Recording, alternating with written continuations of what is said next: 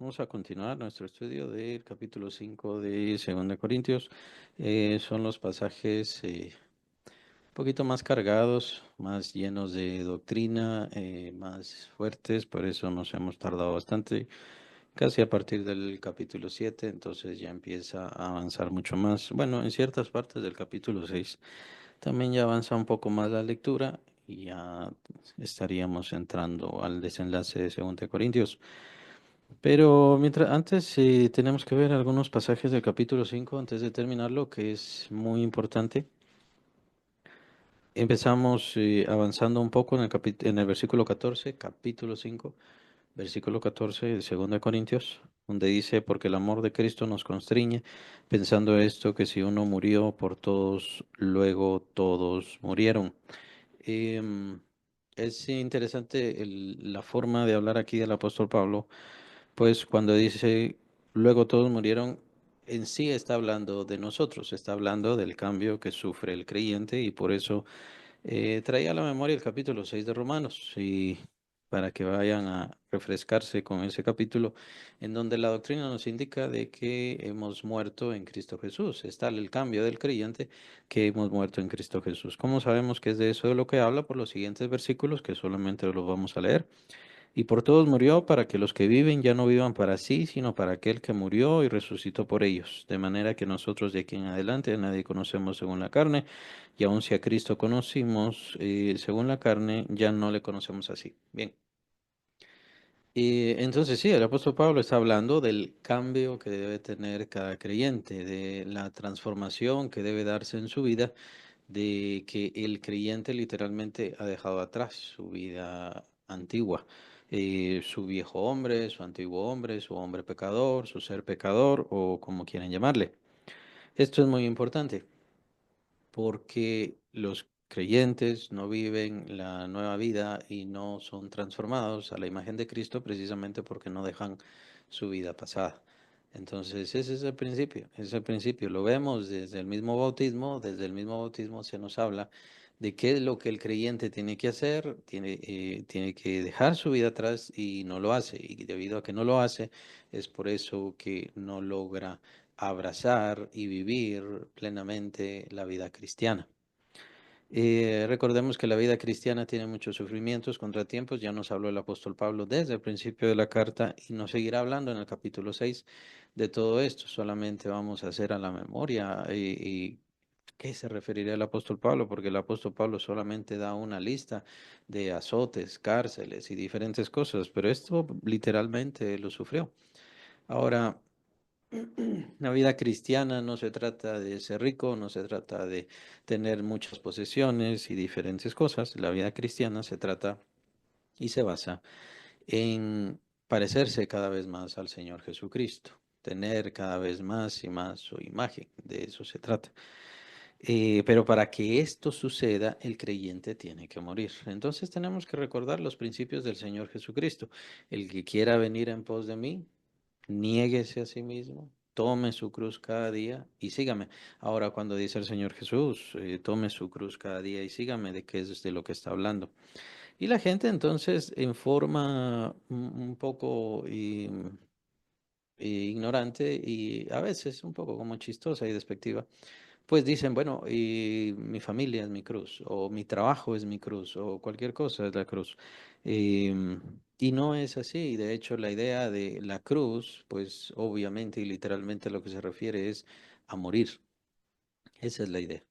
Entonces, por eso es que el principio que nos da el Señor Jesucristo es niéguese a sí mismo. El que quiera venir en pos de mí, niéguese a sí mismo.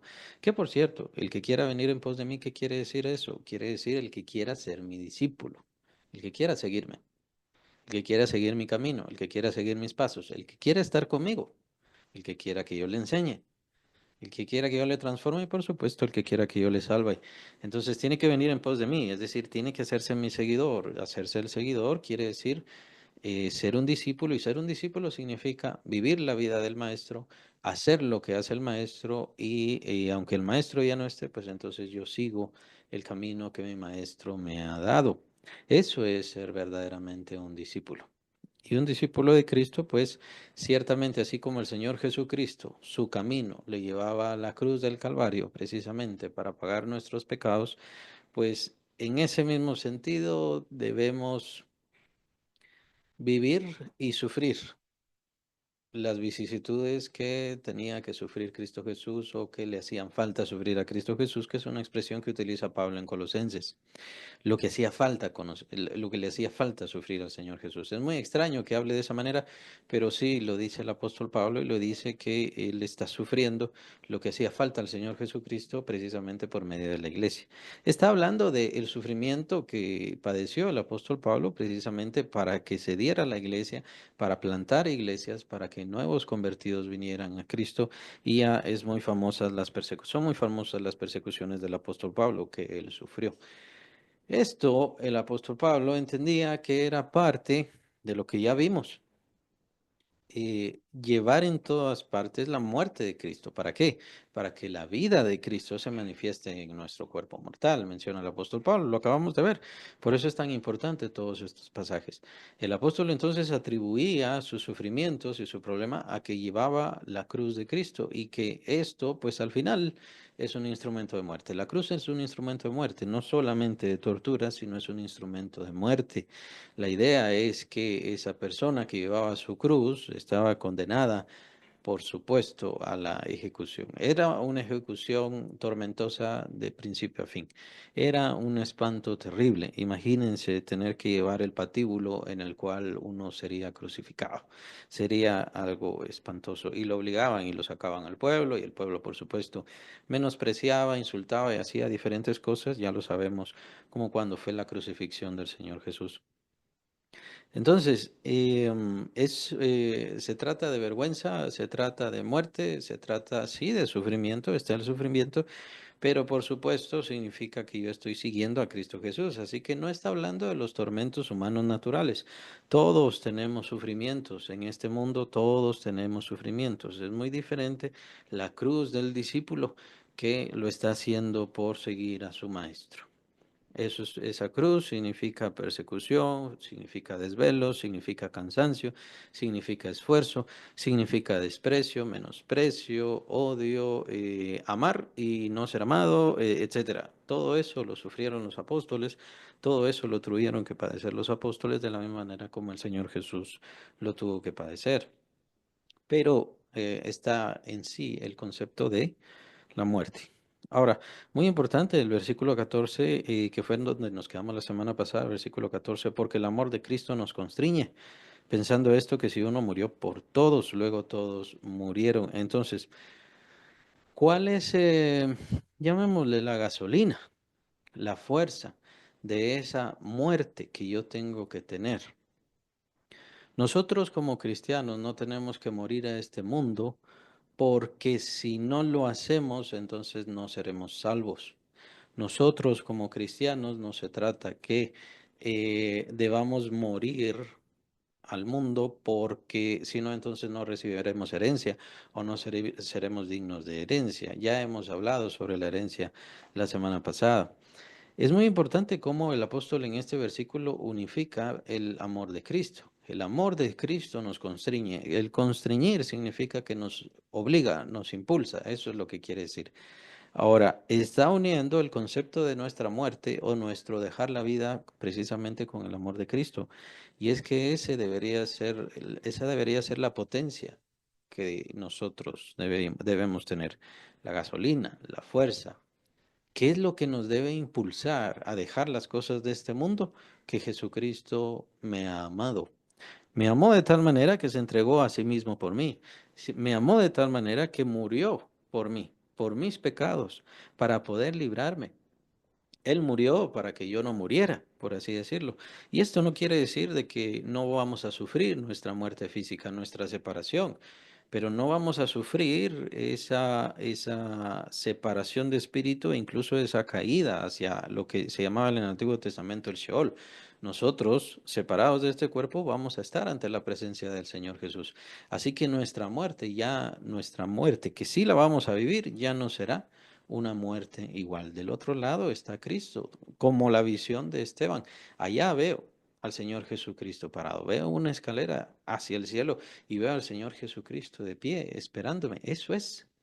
Esa es la muerte del creyente. Es una muerte gloriosa, es una muerte dichosa.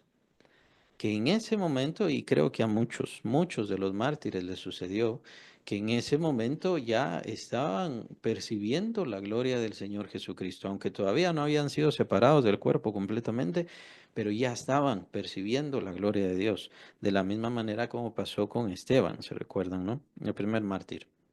Entonces, la muerte ya no es igual, aunque la debemos padecer, sí, pero ya no es igual, es una ganancia. Ya es estar ante la presencia del Señor, poder verle al fin, poder estar con Él. Y por supuesto, también es una ganancia porque estaríamos ya separados de todos los males, vanidades, enfermedades y dolores de esta vida y problemas de este mundo, pues es su situación natural. Entramos ante la presencia de Dios, donde solamente hay gozo, donde solamente hay paz, felicidad, aliento, poder, esperanza y por supuesto vida y luz. ¿Y esto gracias a qué? A Cristo, al amor del Señor Jesucristo. Pero es ese amor del Señor Jesucristo que nos ha permitido todas estas riquezas lo que debería también impulsarnos a dejar esta vida, porque ya hemos muerto a esta vida y por lo tanto nuestra vida ahora, ¿cuál es?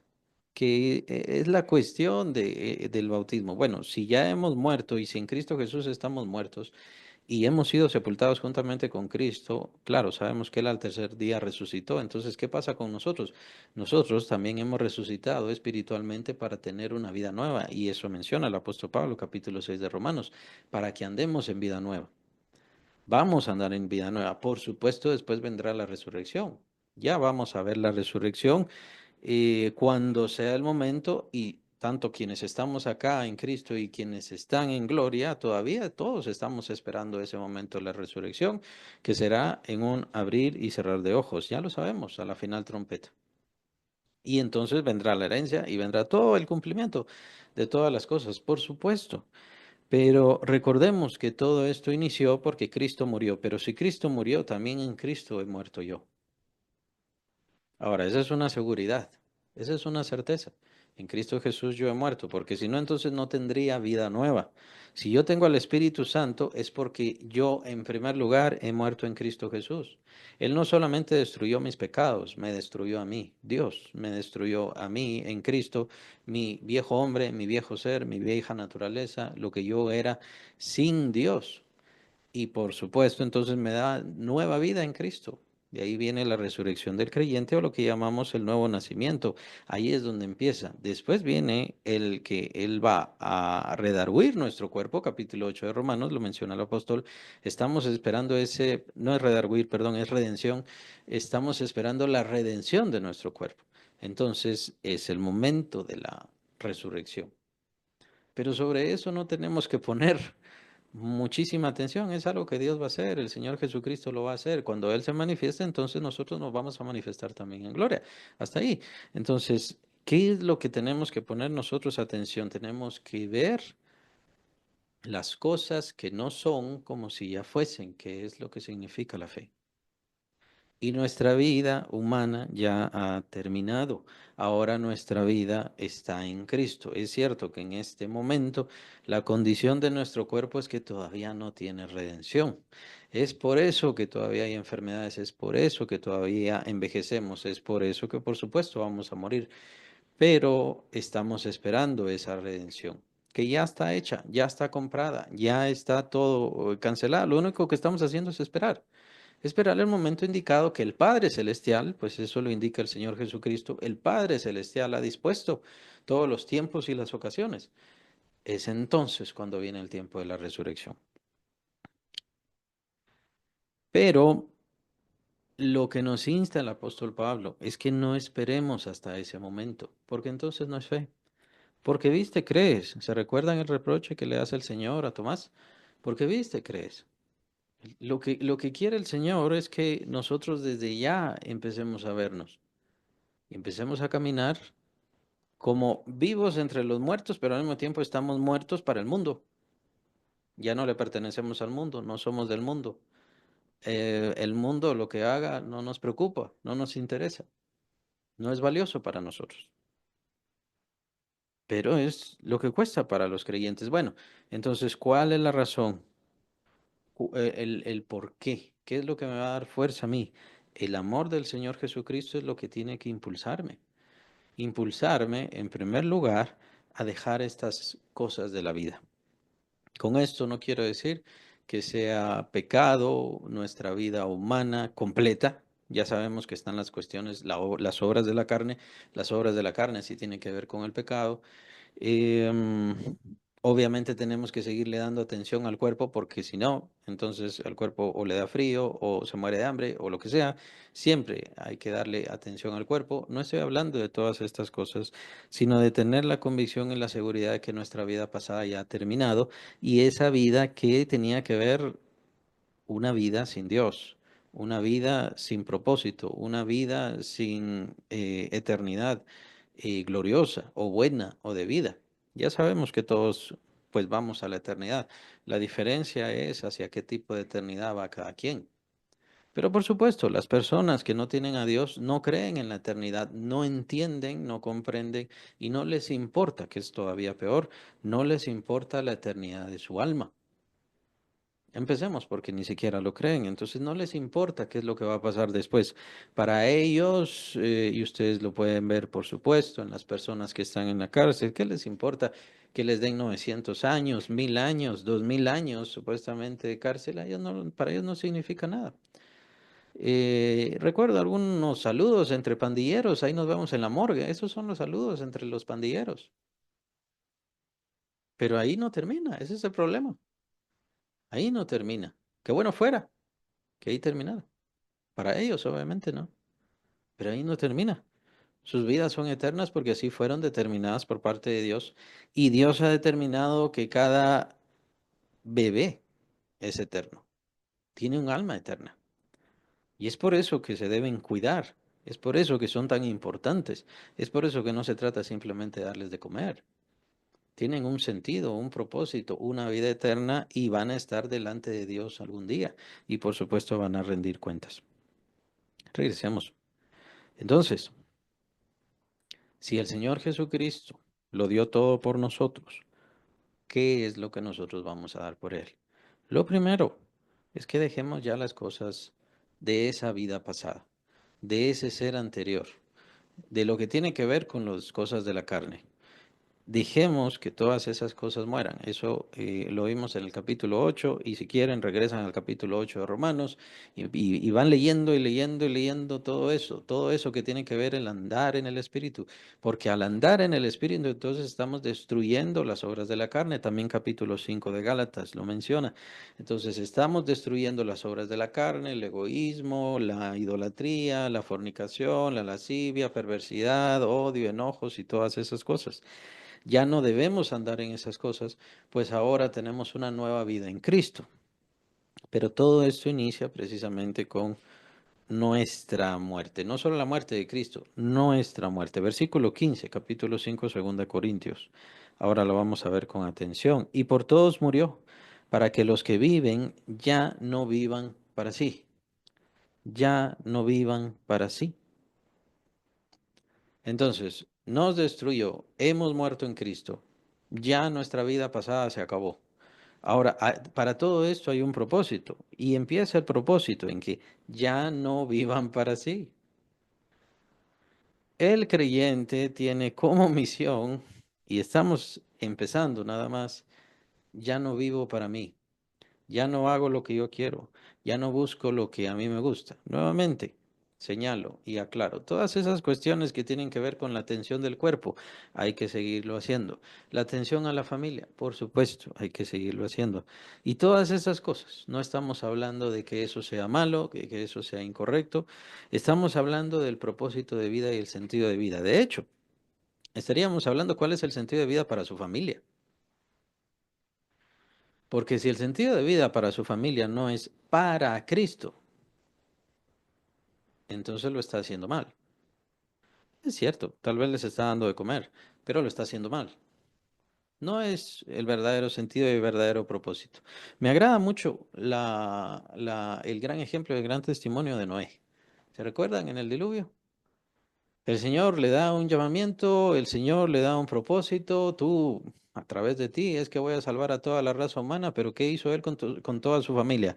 Toda su familia, vengan, el Señor dice que va a pasar esto, vengan, y tenemos que construir el arca. Es cierto que él estuvo predicando, se tardó 100 años predicando, por eso le llaman pregonero de justicia, y es cierto que ninguno se convirtió, pero quienes sí estaban a su lado, ¿quiénes eran? Su familia, sus hijos, las esposas de sus hijos, su esposa, y le fueron fieles. ¿Se dan cuenta que es un empeño familiar? Que la cuestión del arca no fue asunto y ganancia de Noé, fue un empeño familiar, fue un esfuerzo de familia, porque él los introdujo, porque él no dijo, ah, sí, es que mi llamado es solo mío y ustedes hagan lo que quieran. El Señor nos ha llamado para esto. Y si el mundo se quiere perder, que se pierda, pero ustedes tienen que salvarse, ustedes tienen que entrar, ustedes tienen que integrarse al llamado que Dios tiene. Ustedes tienen que ser parte de todo esto. No solo me ha llamado a mí, les ha llamado a ustedes. Y de seguro todas estas palabras se las dijo Noé a su familia. Nos va a entregar la tierra, nosotros somos los únicos que vamos a quedar. A través de nosotros otra vez iniciará, perdón, la raza humana. Era un esfuerzo de familia que hacen los creyentes actualmente, que mi familia haga lo que quiera, que cada quien busque lo que le dé la gana. No es un esfuerzo de familia, no se integra a la familia, no hay un propósito, cada quien por su lado, cada quien lo que le guste, cada quien lo que haga. Por eso es que no debe sorprender. Muchos hijos de pastor pues terminan en el mundo completamente. ¿Por qué? Porque el pastor está completamente entregado a la obra, a los hermanos, sí, ¿y su familia qué? La descuidó. ¿Y sus hijos? Los descuidó. No se preocupó de ellos. O peor, les dio mal testimonio. ¿Cuál era el testimonio de Noé? No era intachable. Algunos dicen, bueno, era intachable genéticamente. Bueno, sí, está bien, era intachable, pero él era perfecto en todo, no solamente en su genética. Para que ya no vivan para sí. Entonces, ¿cuál es el propósito del Señor para nuestras vidas? Es lo que debe preguntarse cada creyente. Y en dado caso, ¿cuál es el propósito del Señor para mi familia? ¿En qué forma mi familia va a bendecir al Señor? ¿En qué forma mi familia va a exaltar al Señor? Ya que tanto tengo que dedicarme a eso. Que también entra la otra cuestión. Y el apóstol Pablo tiene estos pasajes que aparecen en Corintios también, en donde dice, si ustedes se quedan como yo, sería lo mejor. Así se dedican a servir al Señor. Sería lo mejor, dice el apóstol Pablo. Y hay quienes podrían considerar que el apóstol Pablo está hablando contra el matrimonio. No, la idea del apóstol Pablo es esto. De hecho, él lo aclara, esta no es una orden del Señor. Yo no estoy diciendo que nadie se case, estoy nada más dando una recomendación personal. ¿Por qué? Porque la convicción del apóstol Pablo es ya no vivir para uno mismo, sino vivir para el Señor Jesucristo. Esa es la idea. Y él mismo lo menciona, el casado o la casada tiene que preocuparse obviamente de su pareja y de su familia, mientras que el soltero, ¿de quién se tiene que preocupar? Del Señor. Entonces es libre para preocuparse del Señor. Entonces le puede servir en una forma más amplia, abarcar más. Quiero mencionarlo así y ser cuidadoso con mis palabras porque no estoy diciendo que sea mejor. Una persona tiene que estar soltera para servir mejor al Señor. Por supuesto que no, no se trata de eso. Y por supuesto que todo depende también de las misiones que el Señor tiene, del propósito que el Señor tiene, qué es lo que Él quiere que nosotros cumplamos. Y debido a que, ¿qué es lo que Él quiere que nosotros cumplamos? Por eso muchas veces nos da ciertas condiciones de vida. Y es por esto que hay ciertas cosas que tal vez nosotros no entendemos, no comprendemos por qué salieron así, por qué son de esta manera. Pero muy probablemente es porque el Señor así lo quiso, porque era más conveniente para su servicio, para el propósito que Él tenía, entonces hacer esto. ¿Ya?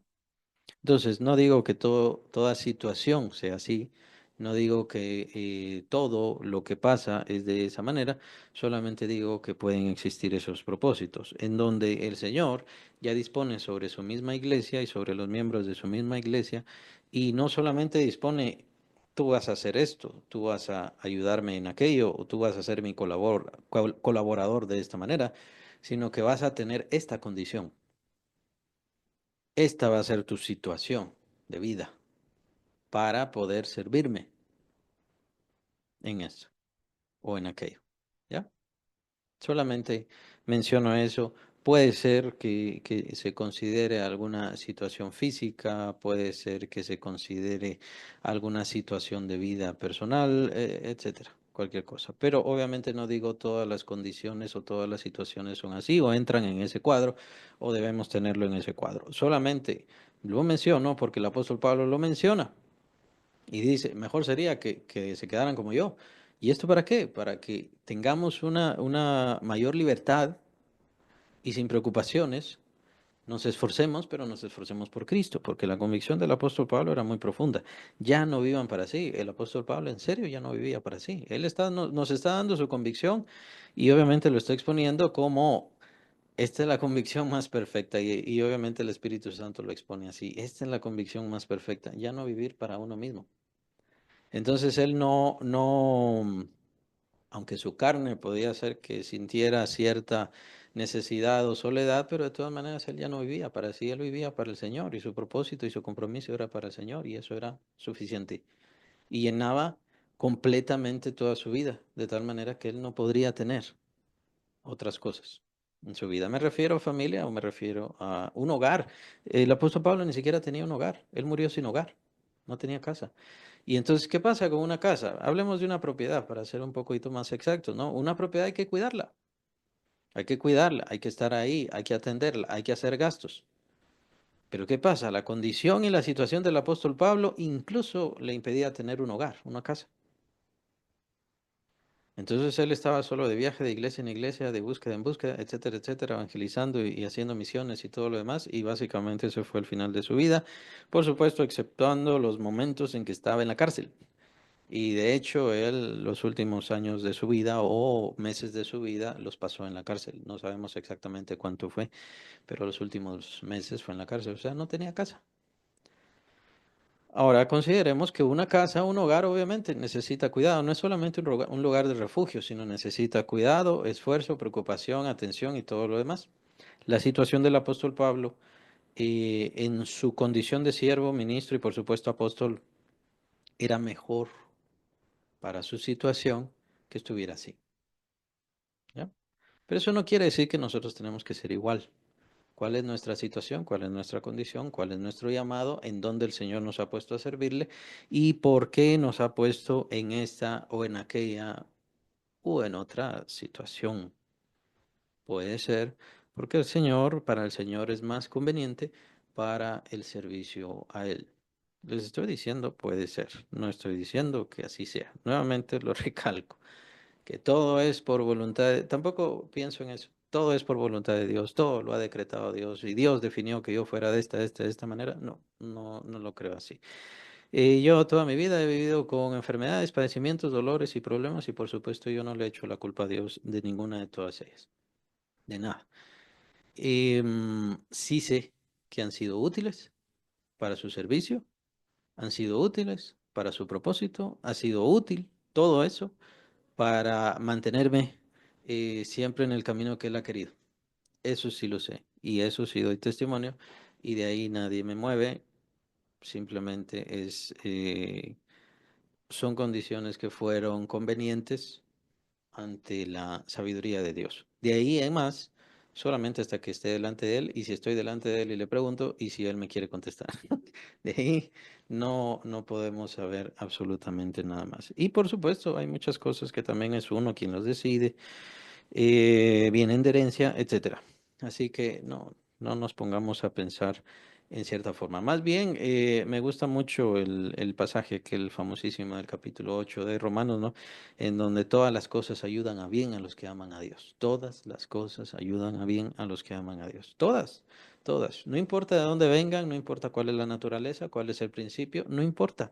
Todas las cosas ayudan a bien a los que aman a Dios. Entonces, si usted ama a Dios, si usted ama a Dios, todas las cosas ayudan para bien y van a guiarle y van a dirigirle y está en la situación que el Señor le agrada y le interesa en este momento. Y ya, ahí estamos. El Señor ha decidido y ha dispuesto las cosas. Ya no vivan para sí, sino para aquel que murió y resucitó por ellos. Murió y resucitó por ellos. Esos pasajes es muy importante que los apliquemos a nosotros mismos. El apóstol Pablo va a seguir con pasajes famosísimos y es importantísimo que los apliquemos a nosotros mismos. Entonces ya no decir que, sino para aquel que murió y resucitó por ellos, sino por aquel que murió y resucitó por mí y por todos nosotros. Me amó tanto que murió, pero por supuesto que resucitó y resucitó a vista de tantos testigos, precisamente ¿para qué? Para que yo tuviera fe, para que yo tuviera seguridad, para que yo tuviera seguridad no solamente en Él, quién era y que ciertamente era sobrenatural, sino que Él resucitó para que yo entendiera que toda la obra fue hecha perfecta, para que yo entendiera que todos mis pecados han sido pagados por su sangre y por su sacrificio, que yo entendiera que la justificación está completa, que yo no tengo que buscar mayor justificación. Lo que sí tengo que hacer y mi esfuerzo es vivir para Él. Pero para vivir para Él, en primer lugar, tengo que morir a mi antiguo ser. Esos son los principios que debemos estar aplicando. Nosotros entonces no buscamos hacer lo bueno, no buscamos ser mejores, no tenemos un alto estándar moral, porque si no lo hacemos, entonces nos vamos a ir al infierno, o perdemos la salvación, o perdemos nuestra relación con Dios. No pasan ninguna de todas estas cosas. Tenemos que tener y estamos sujetos a una altísima moral que es precisamente la moral de Cristo. ¿Por qué? Porque estamos en Cristo. De hecho, lo va a mencionar el apóstol Pablo más adelante. Pero empezando que nuestra vida ha terminado. Por eso hacía el llamado, el capítulo 6 de Romanos, donde está toda la teología del bautismo. Desde el bautismo nosotros estamos diciendo que nuestra vida pasada se acabó. Y al decir vida pasada, más bien es referirse a la vida alejados de Dios, ajenos de Dios, apartados y por supuesto simplemente con el destino, como menciona capítulo 2 de Efesios, hijos de ira. Por naturaleza éramos hijos de ira. Entonces, todo ese pasado se acabó, fue muerto en Cristo Jesús. Ya se acabó. ¿Y por qué hemos muerto y por qué revivimos? ¿Por qué vivimos ahora espiritualmente? Vivimos espiritualmente en primer lugar, por definición, para que ya no vivamos para nosotros mismos. Eh, Consideren las características morales de todo esto, pues el ser humano por naturaleza es egoísta. Es más o menos como los animales, ¿no? Matar o morir, es básicamente el reino animal. Obviamente desde la psicología se menciona aquello de la ley del más fuerte, ¿no? Eh, el que está más apto, ese es el que va a sobrevivir, va a mejorar y va a estar bien. Y esa ley de la naturaleza, que no es una ley formalmente, pero es lo que el hombre ha logrado entender o al menos cuantificar, y se aplica también al ser humano. Y es que el ser humano, a medida que va alejándose más de Dios y despreocupándose más de las cosas de Dios, de la eternidad y de todo lo demás, se vuelve cada vez más egoísta. ¿Y cuál es la naturaleza de un ser egoísta? El egoísta no le importa a los demás, no le importa el daño, no le importa qué tanto lastime, lo único que le importa es satisfacerse a sí mismo. Y esa es la naturaleza del ser humano en el mundo: ser egoísta, ser malvado, ser perverso, vivir para sí, procurarse solamente su placer, procurarse su bienestar, procurarse su entretenimiento, procurarse su propia ganancia, de tal manera que está destruyendo al mundo y no le importa. Puede estar destruyendo al mundo y no le importa, le da lo mismo. Lo único que quiere es dinero, más dinero, más dinero, más dinero. Prueba de todo esto son obviamente los ricos y los súper ricos y todos esos que lo único que quieren es más. La avaricia es eso. No me importa, no saciarse y no importar, no preocuparse de que aquellas personas no tienen que comer, no tienen dónde estar, no tienen habitación ni nada. A mí no me importa. A mí lo que me importa es solo números y números y números y números y números. Eso es todo. Y eso es lo que esa gente hace. ¿Por qué? Porque son egoístas. No importa, sean pobres, sean ricos, sea quien sea, no importa su género, su condición, su situación o en qué continente esté, el egoísmo, la avaricia, la maldad, el engaño y todo es el mismo en el ser humano. Pero en el creyente se ha dado un cambio de vida, un cambio de conexión, un cambio de sentido desde el principio. Por eso menciono el bautismo tantas veces, desde el principio tiene que cambiar su forma de pensar. Ya no vive para sí. Y desde ahí entonces cortamos el egoísmo. Usted ya no tiene propósito en sí personal. No se trata de vivir para mí, para lo que me gusta, para lo que me agrada, por lo que me interesa. Y con esto no estoy, aclaro, no estoy satanizando el comprar cosas, el buscarse cosas agradables, ni ninguna cosa así. A raíz de mala interpretación de todo esto es que vienen todas esas situaciones de voto de pobreza y el andar sin zapatos y diferentes cosas así, pero eso es fanatismo, eso es falsedad, eso es mala interpretación y mala comprensión. El Señor no nos está hablando de eso, está hablando de propiamente el egoísmo, avaricia y todas esas cosas que regularmente el ser humano vive por todo eso. Mientras que el creyente ya se quita del centro, es decir, su objetivo de vida ya no es él, su propósito de vida, su sentido de vida, su razón de existencia ya no es él, para su bienestar, para su propósito, sino que se quita completamente del trono, de su vida, de su ser, de su mente. Él ya no es el importante, ella ya no es la importante, sino que es Cristo Jesús quien murió y resucitó por esa persona y por todos nosotros.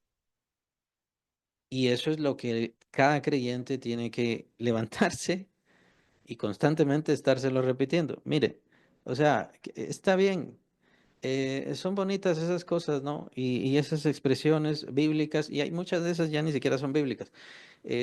Todo lo puedo en Cristo que me fortalece, que el Señor nos hará sobreabundar y diferentes cosas que son bonitos. Es bonito, pero la vida cristiana se trata de un entregarse cada vez más y más a Cristo. Entonces, sería lo mejor estarse recordando más de esas cosas, así como esto. Recuérdese todos los días, ya no viva para sí, yo ya no vivo para mí. Párese al espejo, como le dicen los psicólogos, párese al espejo todos los días y repítase, ya no vivo para mí. Mi vida ya no es mía, mi vida ya no me pertenece, mi vida le pertenece a aquel que me amó y lo dio todo por mí. Murió y sufrió todas estas cosas tan viles y tan espantosas por mí y resucitó para que yo tuviera fe y confianza en la justicia, en la salvación, en la perfección, en la regeneración, en la glorificación, en la herencia. Y por supuesto, entonces salgo a la vida. ¿A qué? A agradarle. Eso ya lo vimos antes. Agradarle. La vida cristiana se trata de agradar a Cristo, de esforzarse por agradar a Cristo. Lo vimos unos versículos antes. No recuerdo si fue la semana pasada o antepasada en donde o estemos ausentes o presentes de este cuerpo, lo que procuramos ser y hacer es ser agradables a Cristo. Esa es nuestra misión como creyentes, porque si no, entonces no seremos salvos. No, es porque ya somos salvos, ya tenemos una relación con Dios. No se puede romper, nada nos puede separar de Dios, pero el propósito y el compromiso del creyente a medida que va madurando, va creciendo, va haciéndose más fuerte, es que va dejando atrás las cosas de esta vida. Y sí, llega el momento, como es el caso de muchos misioneros, como es el caso de muchos predicadores, en donde dejan atrás su comodidad. Podrían estar en su casa descansando, podrían tomar vacaciones y no lo hacen, podrían estar descansando, no lo hacen, sino que están predicando, están hablando, están enfermos y en lugar de descansar, están esforzándose por el Señor Jesucristo. Poco a poco se va dejando. ¿Y eso qué es? Eso es madurez, madurez espiritual. madurez del creyente. Va mejorando cada vez más. Obviamente llegar hasta los puntos más profundos, más sublimes de esa fe y de esa seguridad y esa convicción, como el apóstol Pablo. Cuando al apóstol Pablo le dieron profecía, creo que ya lo había mencionado antes, le dieron la profecía de que le iban a arrestar. Él dice, ¿ustedes por qué se preocupan? Yo no solamente estoy dispuesto a que me arresten, estoy dispuesto a morir por Cristo. De que no, no me detengan ni se preocupen por mí, para que ya no vivan para sí, sino para aquel que murió y resucitó por ellos, aprovechando, para que ya no vivan para sí, sino para aquel que murió y resucitó por ellos. ¿Y qué tal si el propósito de Dios para el cumplimiento y eh, para completar la obra que está haciendo en nosotros es necesaria nuestra muerte? Es decir, para completar el testimonio, para hacer un llamado de salvación a través de nuestra vida, nuestro testimonio y nuestra muerte, es necesario entonces nuestra muerte física, como pasó como en el caso de los apóstoles. Ustedes van a tomar la misma copa que yo voy a tomar, les dice el Señor, pero todavía no, pero la van a tomar. Este es el precio de seguirme, este es el precio de ser ustedes. La van a tomar. Y a eso puede llegar la voluntad misma de Dios, como pasó con el Señor Jesucristo. No se haga mi voluntad, mas sea hecho tu voluntad. Porque la voluntad de Dios es buena, era nuestra salvación, pero para eso Cristo Jesús tenía que sufrir espantosamente. Y no solamente en lo físico, sino también en lo espiritual. Tenía que cargar todos nuestros pecados y, de hecho, más adelante lo va a hablar el apóstol Pablo, y convertirse en pecado. Bueno, sufrimientos espantosos tuvo que padecer por la voluntad de Dios. Tuvo que pasar cosas terribles por la voluntad de Dios. Claro, era el Señor Jesucristo y eso es lo bueno, que no tenemos que pasar lo mismo que pasó el Señor Jesucristo. No tenemos que sufrir lo mismo que sufrió el Señor Jesucristo. Lo que sufrimos ahora es como lo que ya vimos también en unos versículos anteriores que menciona el apóstol Pablo, esta leve tribulación momentánea. Produce en nosotros un cada vez más excelente y eterno peso de gloria. Esta leve tribulación momentánea. Y el apóstol Pablo está hablando de sus propias tribulaciones, que en el capítulo 6 mencionaba, nos va a dar un listado de todas ellas. Entonces, nosotros no tenemos que sufrir lo que pasó el Señor Jesucristo, pero recordemos, eso fue por voluntad de Dios. Así que a veces también suceden cosas en nuestra vida que nos duelen, que son difíciles, que son complicadas y bien pueden ser la voluntad de Dios. Lo estamos buscando. ¿Cuál es la voluntad de Dios para mi vida? ¿Cuál es el deseo de Dios? ¿Qué es lo que Dios quiere que yo aprenda, que yo mejore? Y empezar a meditar en todas estas cosas. ¿Qué debo cambiar? ¿Cómo debo orar? ¿Cómo debe ser mi búsqueda, mi conocimiento, mi comprensión? En algunas veces, no digo que a todos los creyentes vaya a suceder, pero sí a sus siervos, a los siervos del Señor Jesús, a veces les pone en cierta situación tan grave, tan difícil, tan complicada, que entiendan que definitivamente su vida está en las manos de Cristo. Y para eso hace falta una situación bien difícil. De hecho, el apóstol Pablo nos habla de eso en el capítulo 1 y 2 de esta misma carta. Lo vimos en el capítulo 1, él mismo dando testimonio. Em, Puede pasar. La voluntad de Dios no es como estar en Disneylandia, por así decirlo. No es estar en un parque de diversiones. No es todo bonito y felicidad y alegría. La voluntad de Dios muchas veces son cosas difíciles, son cosas duras. Y el servicio al Señor muchas veces indica y demanda cosas difíciles, esfuerzo, trabajo, dolor, sufrimiento. ¿Lo va a hacer o no lo va a hacer? ¿Le va a decir a Dios que no? ¿Le va a decir a Dios aguántate, espérate? Entonces, ¿qué tan discípulo sería? ¿Qué tanto de verdad sigue a Cristo?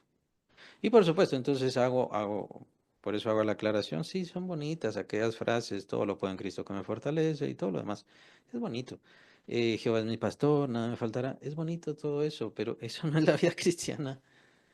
Eh, Cuando no tenemos la otra parte, la otra mitad, en donde salimos huyendo, en donde nos escapamos, en donde no queremos cumplir lo que el Señor dice, en donde no queremos dejar nuestra vida pasada. Entonces, como yo no quiero cumplir estas cosas, Todo esto es bonito pero llamémosle infantilismo cristiano. No sirve de mucho. Porque las cosas que el Señor quiere que yo cumpla, son difíciles. Y entonces me sirven estas frases que son tan poderosas. Todo lo puedo en Cristo que me fortalece. Que por cierto, ¿cuál es el contexto de esa frase? Todo lo puedo en Cristo que me fortalece. El apóstol Pablo está hablando de escasez en su vida. Está hablando, yo he aprendido a estar contento, cualquiera que sea mi situación. He aprendido a tener y a no tener, a comer y a tener hambre. Todo lo puedo en Cristo que me fortalece. Pero se vuelve una frasecita bonita, la sacamos de contexto y bueno, la aplico a lo que sea, ¿no?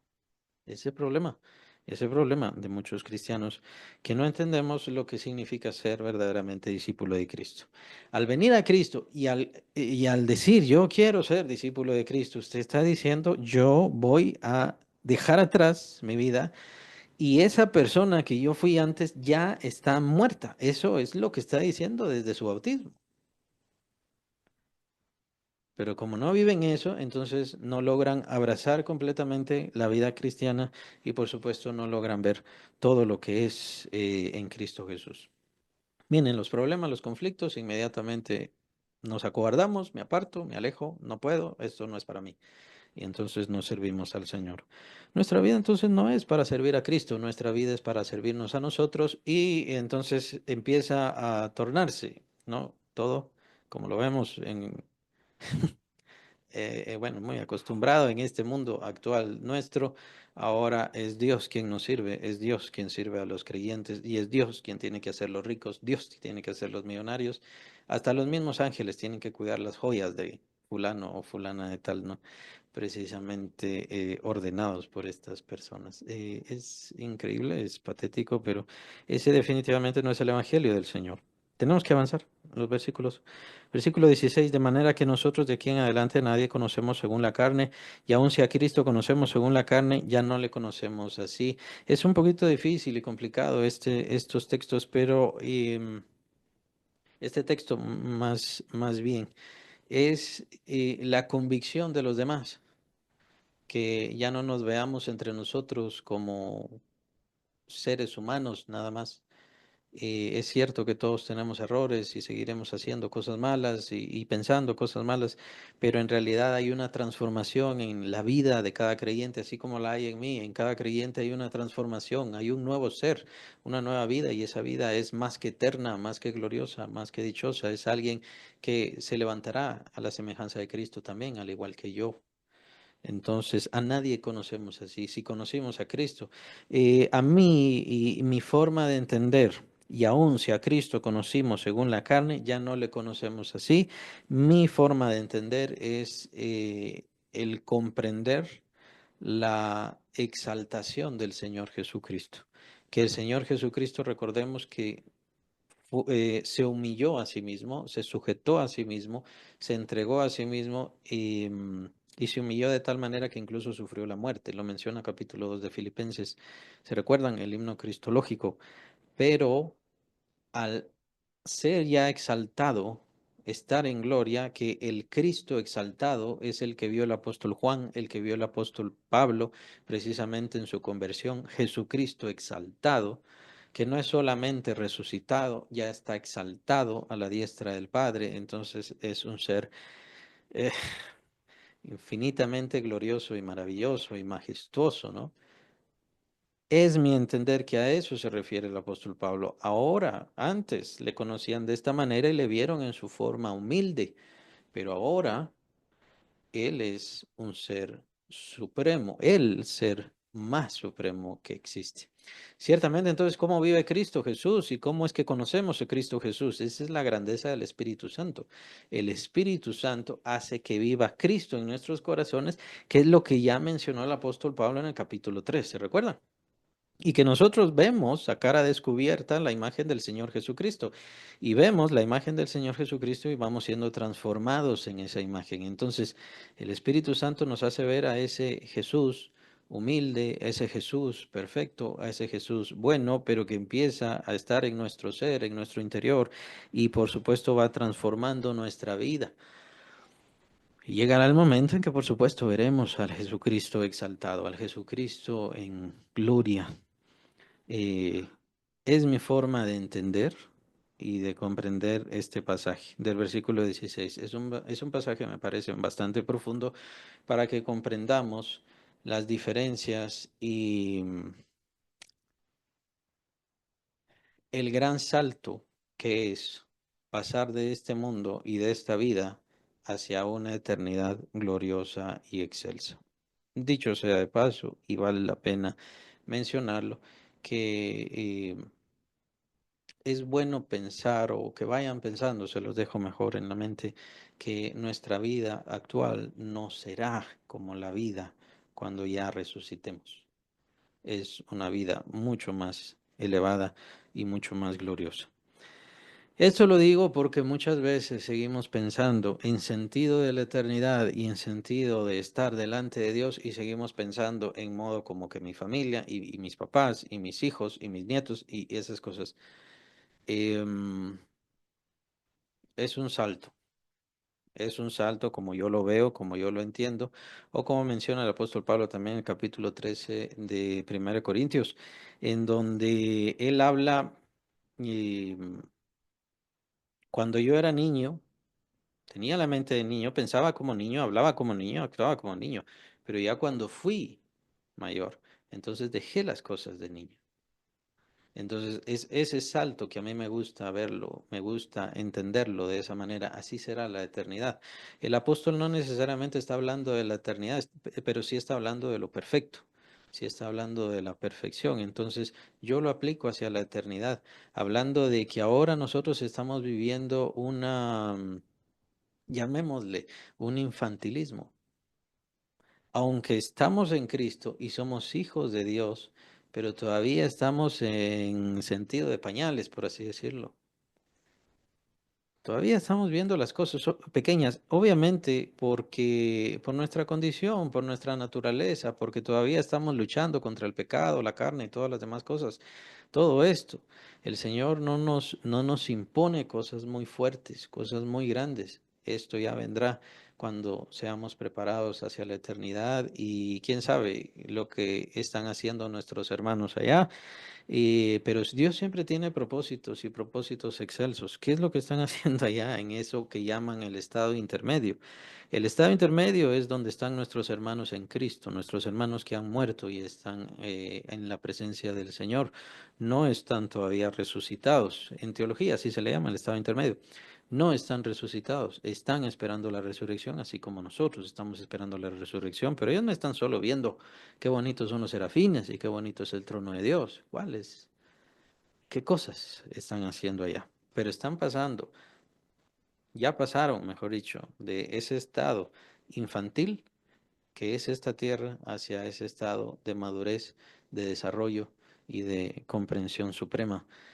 Y por supuesto, ¿qué vendrá cuando sea la resurrección? Es decir, cuando seamos vestidos con el resplandor de el cuerpo glorioso del Señor Jesucristo y nos levantemos a esa misma semejanza de gloria. Bueno, muchos cambios, muchas cosas, muchas transformaciones.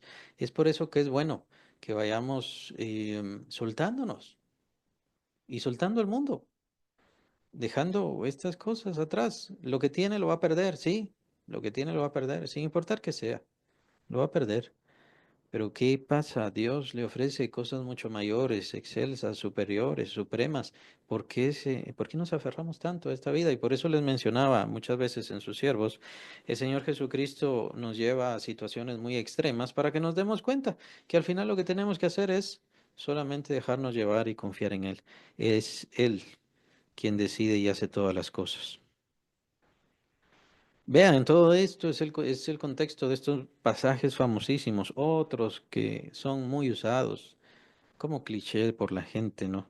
Pero este es el contexto. Versículo 17. De modo que si alguno está en Cristo, nueva criatura es. Las cosas viejas pasaron. He aquí, todas. son hechas nuevas. He aquí todas son hechas nuevas. Se parece mucho a una expresión que utiliza el Señor Jesucristo en Apocalipsis cuando dice, he aquí yo hago nuevas todas las cosas. Pero ¿cómo inicia todo esto? Inicia en el creyente, inicia en el cristiano. ¿Por qué nos es más fácil creer en un futuro glorioso, en un mundo completamente transformado, en un universo lleno de Dios y en donde vendrá el trono de Dios y Dios pondrá la nueva Jerusalén? ¿Por qué nos es más fácil creer en eso y no creer en que yo ya soy nueva criatura? Ahí sí nos cuesta, ahí sí nos es difícil. Claro. ¿Por qué? El cuerpo, claro. Eso es lo que nos detiene, ese es el obstáculo, por así decirlo. Pero es porque el Señor está dejando tiempo para la fe, tiempo para la fe. Es decir, está dando ocasión a la fe, que nuestra mente vaya cambiando poco a poco y vaya asimilando todos estos principios. Que nosotros vayamos creciendo en esa seguridad y en esa confianza de que no importa lo que yo estoy viendo, no importa lo que estoy oyendo, no importa lo que me está pasando, Dios me ha prometido esto y esto. Y por eso es que vamos creciendo y empezamos a sentir en nuestro ser, en nuestro interior, esa necesidad de evangelizar, esa necesidad de buscar al Señor, esa necesidad de orar por otros, esa necesidad de estar cerca de la iglesia, de amar entre los hermanos y diferentes cosas. ¿Esto por qué? Porque voy creciendo, mi ser interior va creciendo, pero es necesaria la fe, muy necesaria la fe. Ese es el principio. Nueva criatura es, bueno, nueva criatura es, pero ¿cuál es el principio de todo esto? El principio es que murió antes. Para ser una nueva criatura, entonces tuvo que morir antes, que es el principio del bautismo. Para poder resucitar en vida nueva en Cristo Jesús, usted tiene que morir antes. Es decir, ya pasó, ya sucedió. ¿Qué es lo que pasa con los cristianos? Lo que pasa con los cristianos es que le siguen dando vida a ese ser malvado y pecador de antes. Ese es el problema. Y es el andar en el Espíritu, lo que mencioné hace algunos momentos, el andar en el Espíritu, capítulo 8 de Romanos y capítulo 5 de Gálatas. Ahí están los principios. Lo que tenemos que hacer es ya dedicarle al Espíritu y no satisfacer los deseos de la carne, que también lo menciona, si no estoy mal, en Tesalonicenses el apóstol. No satisfacer los deseos de la carne. Absteneos de toda clase de maldad. ¿Qué pasa con nosotros que seguimos buscando ciertas cosas? Ciertas cadenitas, dejamos ciertos clavitos. Es como dejar en la pared un hoyito, ¿no? Para poder ver. No nos entregamos a lo malo, pero queremos todavía seguir viendo lo malo, un poquito. Y ese es el problema, que estamos todavía dando provisión a la carne, o sea, dándole lugar a la carne en lugar de someter a nuestra carne. Nuestra carne todavía no ha sido redimida, nuestra carne, nuestro cuerpo. Por eso es que estamos esperando la redención del cuerpo. Ahora, con esto, ¿qué quiero decir? Que sí, ya está redimida, o sea, el cuerpo fue comprado por Cristo, pero todavía nuestras células no han visto toda la gloria del Señor. O sea, todo lo que el Señor va a hacer con nuestro ser entero, y por ende obviamente hablo del cuerpo, todavía no se ha dado. Es a eso a lo que se refiere Pablo, que estamos esperando, que en el capítulo 8 de Romanos estamos esperando la redención del cuerpo. Todavía no se ha completado. Cada célula de nuestro ser será tomada por el Señor y será vestida de luz, del resplandor de la gloria del cuerpo de Cristo Jesús, a la semejanza del cuerpo de Cristo Jesús. Esto lo vemos en el último capítulo de Filipenses. Ahí se nos habla sobre la resurrección, nuestra resurrección. Esa es la redención. Mientras tanto, el cuerpo todavía quiere seguir haciendo lo malo. Ahora, en nuestro entender y nuestra seguridad es que el cuerpo ya ha sido comprado por Cristo para que nosotros lo sujetemos como instrumento de justicia. Lo menciona capítulo 6 de Romanos, también ahí lo van a encontrar. Entonces, tenemos que presentar nuestros miembros a Dios como instrumentos de justicia, lo menciona el apóstol Pablo. Y es eso la disciplina que nosotros tenemos que practicar. Ya no dejarnos llevar por el cuerpo, ya no dejarnos llevar por los deseos del cuerpo, como menciona capítulo 7 de Romanos, sino que presentemos nuestros miembros a Dios como instrumentos de justicia. Y ese es el esfuerzo que tenemos que hacer.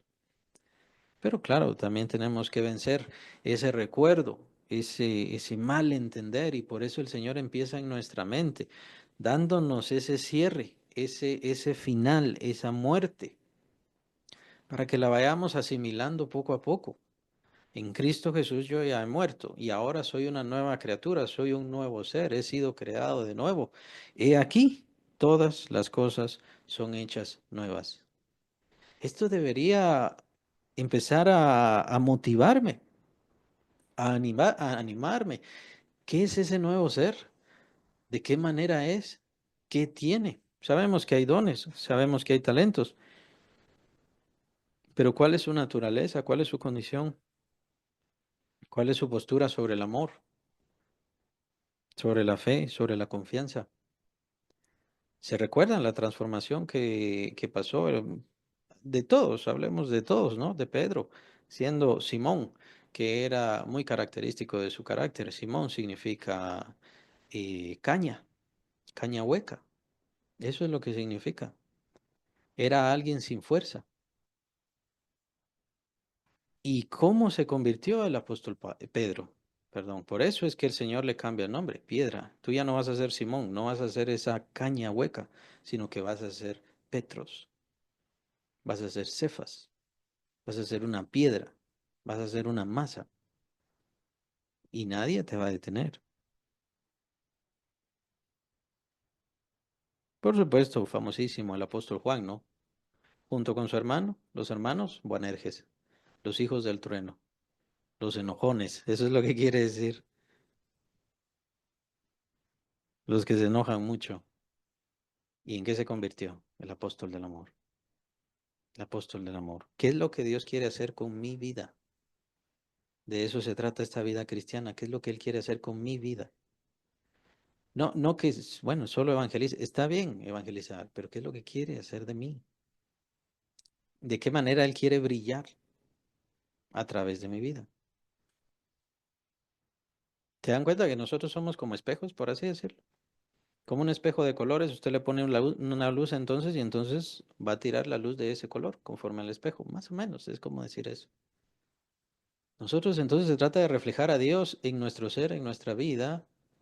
No se trata de que Él nos va a decir todo el tiempo qué es lo que tenemos que ser, porque no es esa la voluntad de Dios, sino que su esencia, lo que el apóstol Juan le llama la semilla de Dios está en mí y empiece a manifestarse a través de mí. Y estas no son palabras bonitas, no se trata de hablar bonito y hermanito lindo y hermanita linda y cositas así, se trata de verdaderamente tener sentimientos y los sentimientos de Dios, de tal manera que aunque me golpeen, de tal manera que aunque me insulten, de tal manera que me hagan lo que me hagan, yo voy a seguir cumpliendo la voluntad de Dios. Vean la disposición de los apóstoles, por eso es tan importante estudiar el libro de Hechos. Les golpeaban, les dijeron, ya no queremos más que prediquen a este Jesús y todo esto. Y bueno, ¿qué hacemos? Es más importante obedecer a Dios que a los hombres. Así que lo vamos a seguir haciendo, sin importar qué hagan. Mataron a Jacobo, el hermano de Juan.